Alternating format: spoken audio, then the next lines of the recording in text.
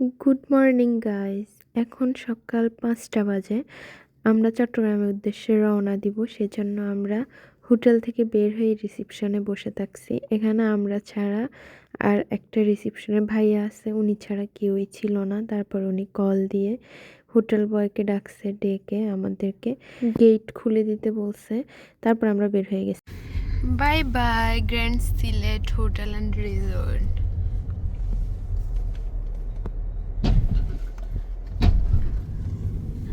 আমরা এখন চট্টগ্রাম চলে যাব ইনশাআল্লাহ।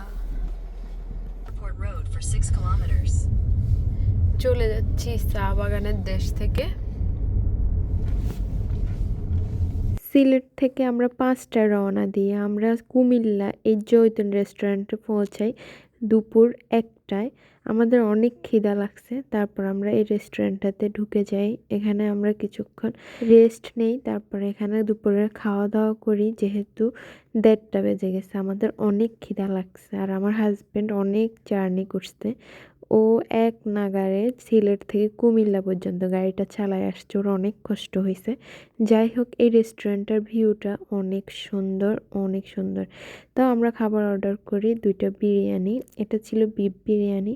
ওরা অনেক লেট করে দেয়, তারপরও কেন জানি এটা ভালো লাগে না, কি জার্নি করছি না কি জানি না, বাট এটা অনেক মজার ছিল। কেন জানি আমরা দুজনেই খাইতে পারি নাই। বিফগুলো এত শক্ত ছিল যা বলার বাহিরে। তারপরে আমরা দুজনেই কফি অর্ডার করি, দুজনেই কফি খাই ফেলি। শরীরটা অনেক ঝিমঝিম করতেছিল। আমরা বাসায় পৌঁছাই প্রায় 12-14 ঘন্টা জার্নি করে। তারপরে আমরা কফি খাওয়া দাওয়া শেষ করে আমরা বের হয়ে যাই। এটা হচ্ছে ওদের বাহিরের লুকটা, অনেক সুন্দর। আমরা হচ্ছে চট্টগ্রামের উদ্দেশ্যে রওনা দিই। আমাদের গাড়িটা পার্কিংয়ে ছিল, এটা ইঞ্জিন পর্যন্ত গরম হয়ে গেছিলো, অনেক রোদ বাহিরে।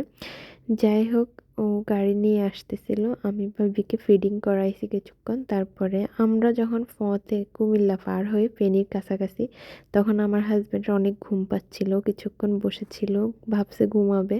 আমি বলছি ঘুমাও, ঘুমায় নাই। তারপর আবার রওনা দেই আমরা চট্টগ্রামের উদ্দেশ্যে। আমার ছেলেটা মানে কি যে জ্বালাইছে এই সারাটা পথ। যাই হোক, সব কিছু মিলাই সিলেট ভ্রমণটা ছিল মানে অতুলনীয় সৌন্দর্যের সমাহার।